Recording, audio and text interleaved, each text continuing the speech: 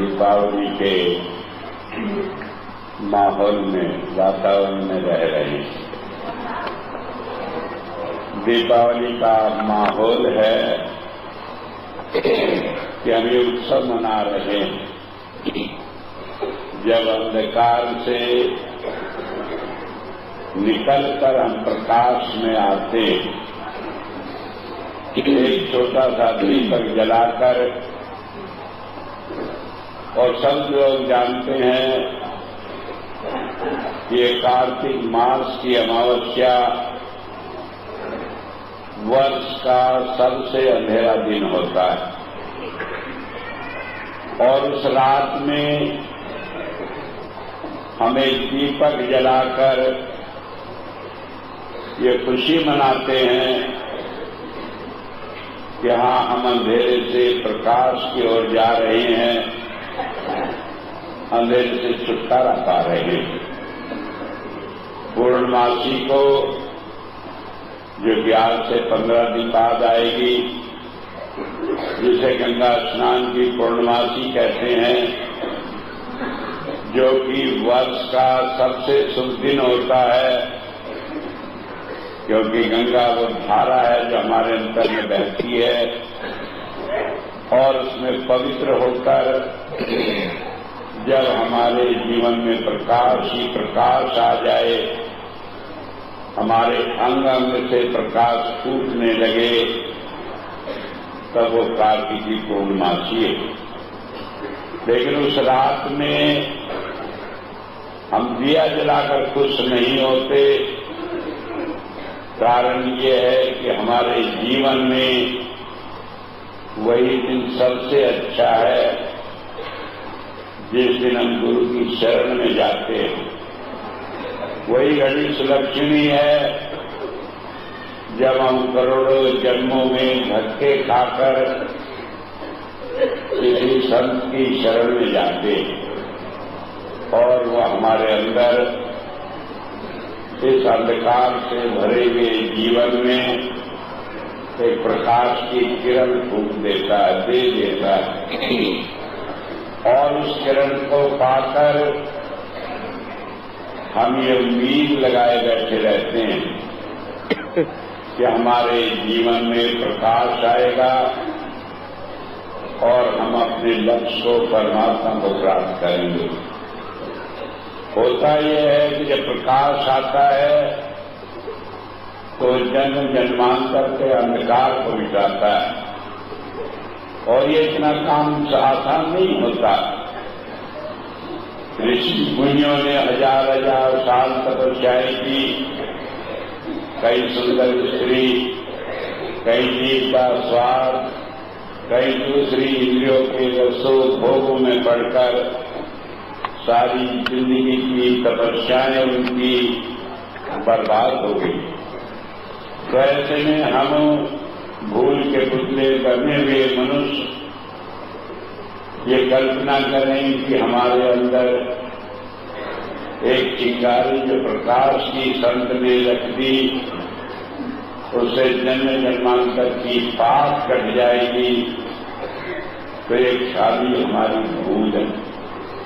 तो इस भूल से हमें निकालने के लिए और काल के चंगुल से निकालने के लिए उन संतों ने एक तरीका अपनाया कि काल तुम अपना खेल खेलते रहो, लेकिन मेरा कोई जीव 4 जन्म से ज्यादा इस संसार में भटकेगा नहीं। मर्यादा बांधी, हजारों, लाखों, करोड़ों, अरबों जन्मों में जो काम नहीं हो सका, वो संत ने मर्यादा बांधी के 4 जन्म के अंदर हो जाएगा। इतना मुश्किल है ये काम कि संत दया धार कराते, अपनी नजर से दुनिया को उभार देकर उन्हें सत्संग तक ला देते हैं। एक कणी, एक नजर, एक पलक भर देखने से पलक के झपने के समय तक देखने से वो जीव को लाखों करोड़ों जन्मों के पापों से ऊपर लाकर सत्संग का अधिकारी बना देते हैं। सत्संग में मैंने कई बार बताया कि बाबा सावन सिंह जी महाराज का खान साहब ने एक झलक भर दर्शन पा लिया तो अंत समय में सदगुरु से लेने आए। क्या मायने रखता है गुरु लेने आए कि उसे मोक्ष मिलेगी, उसे जन्म द्वारा लेना नहीं पड़ेगा। तो संतों की दया मेहर का मैं अंदाजा नहीं, लेकिन इस सब दया मेहर के रहते हुए भी कई बार हम अपने कर्मों के कारण संतों की नजर से गिर जाते हैं। मुझे याद है दुनिया में इतना दयालु संत नहीं आया जितना संत के पास महाराज। मैंने जीवन में ऐसा व्यक्ति सोचा भी नहीं। एक नजर से दुनिया की कितनी बड़ी भूलें बख्शकर वो जीव को माफ कर देते। मेरे जैसा गुनाहगार आदमी जिसने कभी संत की बात सोची भी नहीं,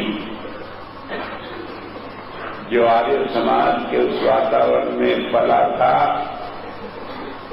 जहां गुरु के नाम को लेने से पहले गाली देना जरूरी है कि ढोंग है, पाखंडी है, ये सब लोग उस वातावरण में से निकालकर एक पल में अपने चरणों में लगा लिया। तो मैं समझता हूं कि ऐसी पवित्र पाप हारनी गंगा कभी संसार में न आएगी। लेकिन मुझे कभी कभी ख्याल हो गया कि ऐसे पाप हारण को अपने जन्मदिन पर यो कहकर आंखें नम करनी पड़ी। मुझे किस बात की बधाई देते हो? जब मेरे बच्चे पास नहीं हुए तो मुझे बधाई किस बात की? बच्चे क्यों नहीं पास हुए? कि काल का बहुत बड़ा जोर है, अंधड़। ये वो जमाना है कि जहां मां जैसी पवित्र देवी को लोग उल्टा बोलते हैं, गालियां निकालते हैं, बुरा भाव रखते हैं। जहां पिता जैसे व्यक्ति को जो सारे जीवन भर त्याग और तपस्या से बच्चों का पालन करता है, हम लड़ते हैं, झगड़ते हैं, मुकदमा करते हैं। और बात छोड़ दीजिए, जो मां जैसी पवित्र देवी को, स्त्री जैसी महान देवी को, जो बनी ही जीवन में दूसरों के मदद करने के लिए, प्यार देने के लिए, उसे भी बुरा भाव रखते हैं। तो काल का चक्र बड़ा जबरदस्त। तो ऐसे में जब मैंने उनके वो शब्द सुने, मैं रो उठा। कहने लगे काल कितना पावरफुल है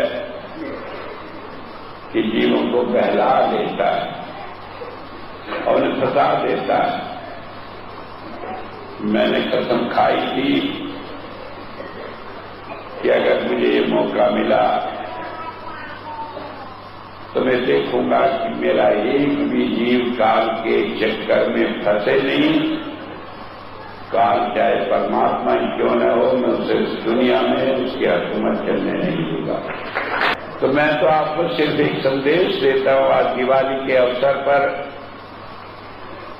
वेदों में कहा तमसोर मां ज्योतिर्गमय, कि संत का काम हमें अंधेरे से प्रकाश की ओर ले जाना है। आप प्रकाश में बैठे हैं। मैंने अपना काम कर दिया और उससे आगे ये दावा भी कर दिया कि मैं अंत तक तुम्हारे साथ हूं, मोक्ष तक तुम्हारे साथ हूं। आप सत्संग के मोहताज नहीं, आप सत्संग के मोहताज नहीं, आप इस बात के मोहताज नहीं कि भजन करें। ये सारे काम मैंने कर लिए। मैं आज आपको बता दूं कि मैंने एक बार हुजूर के मुंह से सुना था कि बाबा जी ने कहा कि मैंने बड़ा भजन किया है, और संत कृपाल सिंह जी महाराज ने कहा कि मैं उनकी दौलत को लुटाने के लिए संसार में आया हूं। और जब मुझे बात आई याद, उस दिन से मैंने भजन में कोई कमी नहीं रखी। मैं रात को 12 बजे बैठ जाता, सुबह 7 बजे तक भजन करता, 8 बजे तैयार होकर ड्यूटी चला जाता, 12 बजे 1 बजे आता, दोपहर में थोड़ी देर आराम करके फिर ड्यूटी चला जाता, शाम को कहीं सत्संग में लगा रहता और थोड़ा बहुत टाइम दुनिया के कामों को करके फिर भजन में बैठ जाता। और इस तरह मैं कह सकता हूं मैंने आपके लिए इतनी कमाई कर दी कि आप उसे मुफ्त में लुटाते रहेंगे तब भी वो कम नहीं पड़ेगी। लेकिन एक बार फिर मैं आपको याद दिला दूं, ऐसा है मैं चाहता हूं कि आप जय न बोले। जय बोलने के लिए तो आपको सारा जीवन पड़ा। आप मेरा कहना मानेंगे, आपको देख कर लोग जय बोलेंगे, वही ज्यादा अच्छा है। तो इसलिए मैं चाहूंगा मेरी बात को गौर से सुने। ये सारे काम मैंने निपटार किए हैं आपके। मैं सिर्फ आपसे एक बात चाहता हूं, तेरी चिंता मैं मनधारी, तू अचिंत होकर क्या रहा कि तेरी सारी परेशानियां मैंने डाल दी। तुम सारी चीज भूलकर केवल मुझसे प्यार करो। सारा कुछ विश्वास होते हुए भी जब हम दुनिया के झंझटों में पड़ जाते हैं, हमारे पिछले कर्म कई बार हमें मजबूर कर देते हैं, सोचने के लिए अभाव पैदा कर देते हैं संत के लिए। इसीलिए मैंने बड़ा सोच समझकर मिश्री का प्रसाद रखा कि वो आपके लिए जीवन पर्यंत है। और जीवन पर्यंत इसलिए है कि जब भी कोई बात हो, आपका मन खराब हो, आप उसका एक दाना अपने मुंह में रख ले, वो रामबाण है। और आप उसमें जब चाहे मिलाते रहे, सारी जिंदगी वही असर रहेगा। मैंने एक सिक्का रखा अक्षय कोष से निकालकर, जिससे ये रहेगा कि आपको इस दुनिया में रुपए पैसे की दिक्कत नहीं होगी। पहले चांदी का सिक्का रखा कि आपकी जरूरतें पूरी होंगी। अब चांदी से चांदी बनती है, सोना बनता है लोहे से जब पारस का संग हो जाए। तो इसलिए मैंने अक्षय कोष का सिक्का रखा आपके सामने। पहले कहा कि आपकी जरूरतें पूरी होंगी, और ये अगला स्टेप है कि आप धन धान से परिपूर्ण होंगे। आपको पैसे की कभी कोई सोचना भी नहीं पड़ेगा। लोग आते हैं मेरे पास, कहने की चांदी का सिक्का दे दो जी, ये तो लोहे का है। मैं कहता हूं कितना ना समझे ये आदमी कि ऐसी चीज लेता है जिससे चांदी से चांदी बनेगी, ऐसा चीज को इनकार करता है जिससे लोहे से सोना बनेगा। क्योंकि जब वो सिक्का उसमें बंद है तो वो तो आपके लिए कुछ भी मायने नहीं सिवाय इसके कि वो धन दौलत आपको देता रहे। अब चाहे वो लोहे का दो चाहे चांदी का दो, आपके लिए तो समान है। लेकिन अगर मैंने ऐसी बरकत की चीज रखी कि चाहे वो लोहा ही है, चाहे वो कूड़ा ही है, चाहे धूल मिट्टी है, कि उससे आपको सारी जीवन में धन दान भरा रहेगा, तो आप इसको चक्र में न पड़े कि चांदी का सिक्का अच्छा होगा।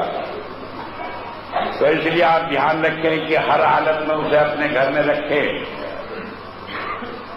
और तीसरी बात, आपका ध्यान गुरु से जुड़ा रहे। तो इसलिए जरूरी है कि आप वो फोटो भी रखें जिसमें आपको गुरु का दर्शन होता है।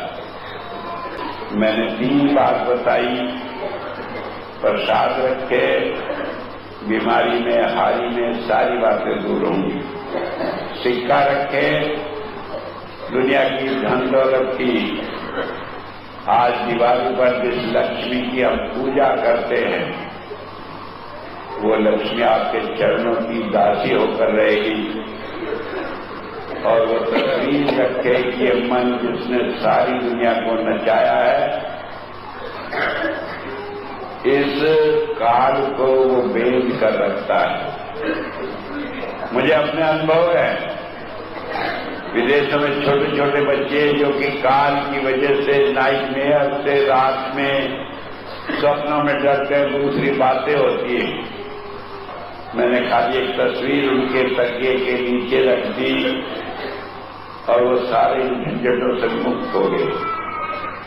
ये सोचने की बात नहीं है, हमारे कल्पना करने की बात नहीं कि तस्वीर में क्या रखा है। तस्वीर में कुछ भी नहीं रखा, 1 पैसे का कागज या पैर, आप उसे इस काम में भी नहीं ले सकते कि उसमें जलेबी रखकर खा ले। लेकिन उसमें ताकत कहां से आती है? गुरु के आशीर्वाद से। उसका आशीर्वाद है इसलिए आती है। तो इसलिए रखेंगे। कई आदमी सोचते हैं स्वामी जी ने पैसा बनाने के लिए बात कर ली। मैं आपको एक बार फिर याद दिला दूं कि हो सकता है 1-2 लाख इकट्ठे हो जाए इससे, लेकिन मुझे अभी भी 50 लाख रुपए साल की किताबों की रॉयल्टी मिलती है। पैसे की बात मैंने नहीं सोची। जब भी मैंने सोचा कि आपसे पैसा लूं तो इसलिए सोचा कि आप सेवा दें और जो भजन की कमी है वो सेवा से पूरी हो जाए। आप भूल कर भी ये मत सोचें कि पैसा इकट्ठा करने के लिए ये है। पैसा तो सच पूछो, जब मैं किसी से सोचता हूं उसके सोचने मात्र से वो आदमी आकर अपने आप जुड़ जाता है। ऐसी ऐसी घटनाएं हुई हैं। मैंने सोचा ये आदमी 1 लाख रुपया दे और बिना कहे वो जाकर जबरदस्ती देगा, तो आप अपने मन में कोई बुरा ख्याल न लाए। और अगर जो आपके सोचते हैं कि मैं पैसा इकट्ठा करने के लिए ये सारी बातें कर रहा हूं, तो फिर भी आप भाग्यशाली है कि गुरु ने आपसे कुछ चाहा और आपको ये मौका मिला कि आप दे सकते हैं, इसलिए सोचे नहीं। तो ये ध्यान रखेंगे। जब मैं कहता हूं मेरा कहना मानो, प्यार करो, जो मैं कहूं से कह मानते चले, और आप देखेंगे कि आपके सारे काम इस तरह हो जाएंगे जैसे मक्खन से बाहर निकल जाते हैं, पता ही नहीं लगता। इतनी बात कहकर ही मैं आपको बधाई देता हूं। और मैं ये दावा करता हूं कि जो कहना मानेंगे वो मक्खन से बाल की तरह बिना कष्ट के संसार में सारे काम करेंगे। और जो कहना नहीं मानेंगे, काम तो उनका भी बनना है मैं वो संत नहीं हूं जो हार मानकर बैठ जाऊं। बस फर्क इतना है कि उनके साथ रगड़ा रगड़ी में थोड़ी घिसल मुझे भी लगेगी, थोड़ी उन्हें भी लगेगी, लेकिन काम तो इसी रास्ते होना है। तो इसलिए मैं आपको ये संदेश देता हूं कि छोटी सी बात से कि आप कहना माने, आप दुनिया का उतना बड़ा काम कर लेंगे जो आज तक कोई कर नहीं पाया। और इसके साथ ही मैं आपको धन्यवाद देता हूं कि आपने मेरी बात मानी, मेरी आवाज को सुना।